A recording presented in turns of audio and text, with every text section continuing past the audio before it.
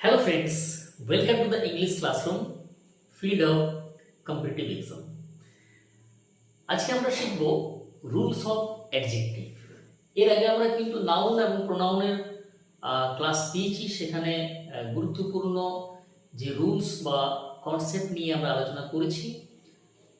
আজকে আমাদের ক্লাস হচ্ছে অ্যাডজেক্টিভ। আজ হচ্ছে ক্লাস নাম্বার 1। এখানে আমি 3টি গুরুত্বপূর্ণ নিয়ম নিয়ে আলোচনা করব। তার আগে সবাইকে ওয়েলকাম আমার ইংলিশ ক্লাসরুম। হ্যাঁ, এটা আমার new channel for competitive exam. আমার আরেকটা চ্যানেল রয়েছে আনফোল্ডেড ইংলিশ, সেটা একাডেমিক্স ভিডিওস দেওয়া হয় বা গ্রামারের উপর ভিডিও থাকে। এখানে কিন্তু পুরোপুরি চাকরির পরীক্ষার জন্য, সমস্ত চাকরির পরীক্ষার জন্য এই ক্লাসগুলো আমি প্রোভাইড করছি তোমাদের। এবং যারা বিশেষ করে ডব্লিউপি দেবে, কেপি দেবে আর কি, যে পরীক্ষাটা মানে আসতে চলেছে, তাদের জন্য কিন্তু এই ক্লাসগুলো প্রচুর হেল্প করে। ফলে প্রত্যেকে লাইক এবং শেয়ার করে দিও এবং অবশ্যই চ্যানেলটিকে সাবস্ক্রাইব করে দিও। চলো একদম জায়গায় চলে যাই। দেখো, রুলস অফ অ্যাডজেক্টিভ, আমাদের এখানে 3টি গুরুত্বপূর্ণ নিয়ম নিয়ে আলোচনা করবো আজকে আমি। তো আমাদের ফার্স্ট যে নিয়মটা, আমি যে ওয়ার্ডগুলো লিখছি তোমরা প্রত্যেকের খাতায় লিখে রাখো। আমাদের রুল নাম্বার 1, দেখো কিছু ওয়ার্ড আছে, যেমন ধরো সিনিয়র, SENIOR,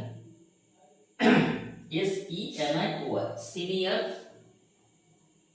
আমাদের ফার্স্ট ওয়ার্ড হচ্ছে সিনিয়র, জুনিয়র,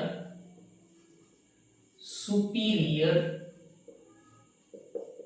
ইনফেরিয়র, প্রেফার,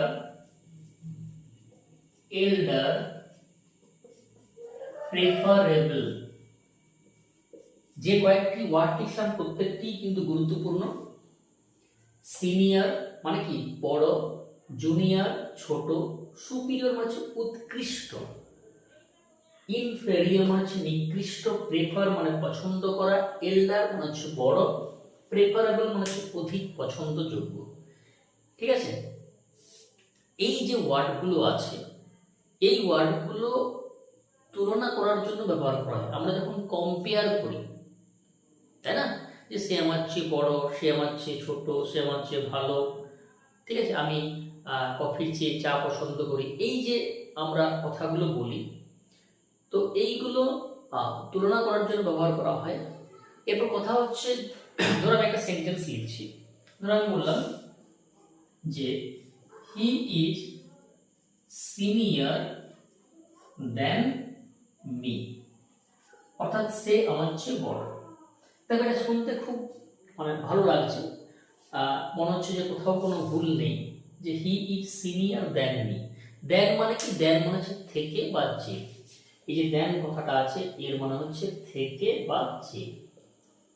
কিন্তু কথা হচ্ছে, এই যে ওয়ার্ডগুলো আছে, এদের পর কিন্তু দেন বসে না, এদের পর টু বসে। ফিক্সড প্রিপোজিশন কি বসে এদের পর টু বসে। প্রত্যেকে মাথায় এবং খাতায় লিখে রাখো যে এই ওয়ার্ডগুলো যদি দেখতে পাও, তো এদের পর কিন্তু ফিক্সড প্রিপোজিশন কি বসে? টু বসে। ফলে কি হবে? He is senior than me নয়, he is senior to me. একটা এক্সাম্পল দিই। ধর আমি বললাম I prefer tea dash coffee, অর্থাৎ আমি কফির চেয়ে চা পছন্দ করি। তাহলে কি হবে? দেন না টু? কি বললাম? টু হবে, টু কফি। বোঝা গেল? তাহলে এই যে ওয়ার্ডগুলো, জাস্ট এই ওয়ার্ডগুলো কয়েকটা তোমাদের মাথায় রাখতে হবে, যে এই ওয়ার্ডগুলোর পর কিন্তু ফিক্সড প্রিপোজিশন কি বসে? টু বসে। ঠিক আছে? এটা গেল আমাদের রুল নাম্বার 1। এরপর চলে আসি রুল নাম্বার 2। যে কয়েকটি বলছি সবকটি গুরুত্বপূর্ণ। প্রত্যেকে খাতায় লিখে রাখো। হ্যাঁ, প্রশ্নগুলো খাতায় লিখে রাখবে, বারবার পড়বে, রিভিশন দেবে। ঠিক আছে? এগুলোই কিন্তু পরীক্ষায় আসে। আমাদের দেখো সেকেন্ড যে নিয়ম, রুল নাম্বার 2। দেখবে আমাদের ডিগ্রি 3টি আছে, পজিটিভ, কম্পারেটিভ আর সুপারলেটিভ, তাই না? যেমন আমরা বললাম গুড, বেটার, বেস্ট। টল, টলার, টলেস্ট, গ্রেট, গ্রেটার, গ্রেটেস্ট।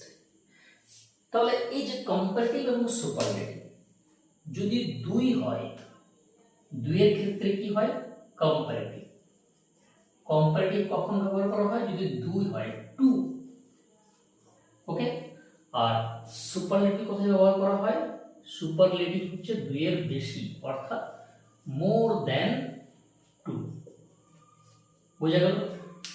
যদি দুই বোঝায় মানে দুটো ব্যক্তি বা বস্তুর মধ্যে তুলনা করা হয়, তখন হচ্ছে কম্পারেটিভ। যেমন ধরো রাম ইজ বেটার দ্যান রহিম, রাম রহিমের চেয়ে ভালো। দুজন ব্যক্তি আছে, কম্পারেটিভ। বাট আমি যদি বলি যে Ram is the best boy, Ram সবচেয়ে ভালো ছাত্র, এটা কিন্তু দুইয়ের বেশি। ক্লিয়ার? তাহলে এখান থেকে যে প্রশ্নটা আসে, আমি বললাম একটা কোশ্চেন লিখি যে which is the best of the two brothers, অর্থাৎ দুই ভাইয়ের মধ্যে কে ভালো? বলো তো এখানে কি ভুল রয়েছে? Which is the best of the two brothers. ঠিক ধরেছো, এখানে কিন্তু বেস্ট হবে না, এটা কি হবে? বেটার হবে। কেন বলতে? কারণ এখানে কজন আছে? দুজন আছে। তাহলে দুইয়ের মধ্যে হয় বেটার, আর দুইয়ের বেশি হলে কি হয়? বেস্ট। ক্লিয়ার? আচ্ছা, আরেকটা প্রশ্ন কি, ধরো বললাম which is the tallest, tallest মানে টলার লিখি না, which is the taller among the brothers। ভুলটাই লিখলাম যাতে আমরা ঠিক করতে পারি। হ্যাঁ, আমরা শিখছি কিন্তু। which is the taller among the brothers, তাহলে এখানে কি ভুল রয়েছে? এখানে এই সেন্টেন্সে কি ভুল আছে? এখানে যে ভুলটা আছে সেটা হচ্ছে টলেস্ট নয়, সরি টলার নয়, এটা টলেস্ট হবে। কেন? দেখো এখানে অ্যামাং দ্য ব্রাদার্স আছে। অ্যামাং কোথায় বসে বলতো? যখন দুইয়ের বেশি হয়। তাহলে ভাইগুলোর মধ্যে কে সবচেয়ে লম্বা? তাহলে অ্যামাং হয় দুইয়ের বেশি, এটা একটা প্রিপোজিশন। আর বিটুইন হয় দুইয়ের মধ্যে। তাহলে এখানে কিন্তু দুইয়ের বেশি, তাহলে টলেস্ট। তাহলে এখানে যে নিয়মটা হচ্ছে, তোমরা খাতায় লিখে রাখো যে দুইয়ের মধ্যে বোঝালে কম্পারেটিভ, দুইয়ের বেশি হলে সুপারলেটিভ। কি বললাম? যদি দুজন ব্যক্তি বা বস্তুর মধ্যে তুলনা করা হয়, সেক্ষেত্রে হয় কম্পারেটিভ, বেটার, টলার, গ্রেটার। আর যদি দুইয়ের বেশি হয়, সেক্ষেত্রে সুপারলেটিভ, অর্থাৎ টলেস্ট, গ্রেটেস্ট, ফ্যাটেস্ট, এইগুলো। ঠিক আছে? এটা গেল 2 নম্বর আমাদের নিয়ম। এবার চলে আসে আজকে আমাদের লাস্ট রুল, রুল নাম্বার 3। আজকের জন্য রুল নাম্বার 3 কে আবার শেষ করব। আমরা একদম আস্তে আস্তে করব, ছোট ছোট পার্টে করব, বাট আমরা কিন্তু শিখবো। হ্যাঁ, আমরা কিন্তু কোনোভাবে এগুলো মুখস্থ করব না, কম কম করে করব, কিন্তু ভালো করে করব। এটাই হচ্ছে আমাদের শেখার একটা জায়গা বা টেকনিক। ঠিক আছে? একেবারেই না একেবারেই 8 10টা 14টা 12টা 20টা নিয়ম শিখে নিলাম আর কোথাও কিছু হলো না, এরকম না। আমরা কিন্তু কম কম করব, 2টি 3টি 4টি করে করব, কিন্তু খুব ভালো করে শিখব। ঠিক আছে? যেগুলো আমরা পরীক্ষায় কাজে লাগাতে পারি। আর তোমরা প্রত্যেকেই জানো, যারা আমাকে ফলো করো, যে আমি কিন্তু এক্সাম্পল তুলে তুলে কিন্তু করাই, যাতে আমাদের মনে থাকে, তাই না?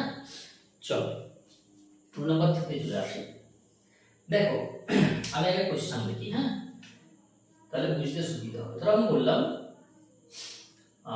রাম ইজ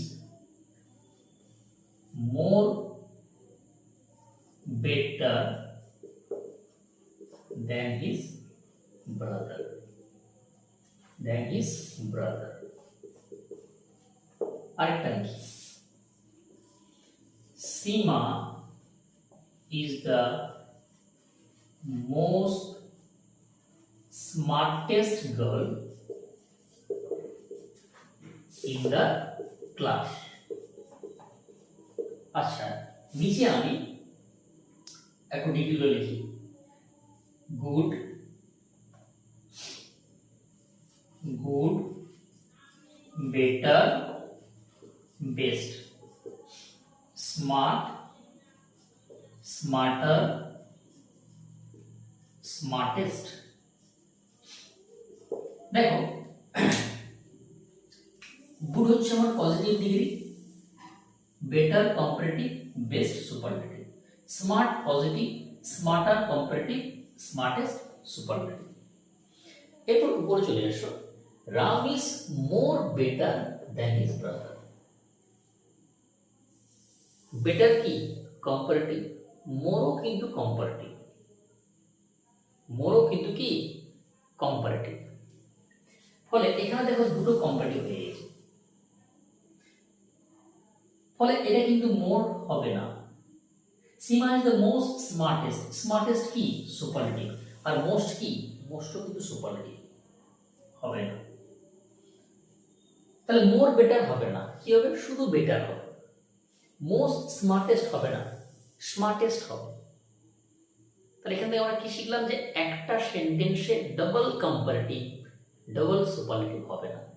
লিখে রাখো, কি বললাম, একটা সেন্টেন্সে no double comparative, no double comparative আর সুপারলেটিভ, সুপারলেটিভ।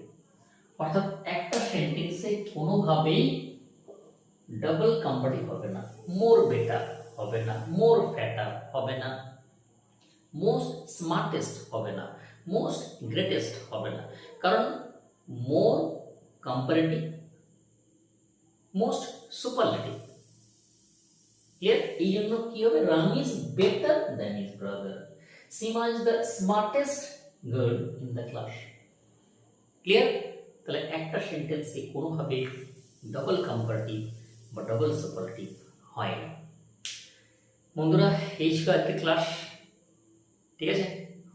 প্রত্যেকে লাইক এবং অবশ্যই শেয়ার করে দিও, যেমন সবাই দেখতে পায়, শিখতে পারে।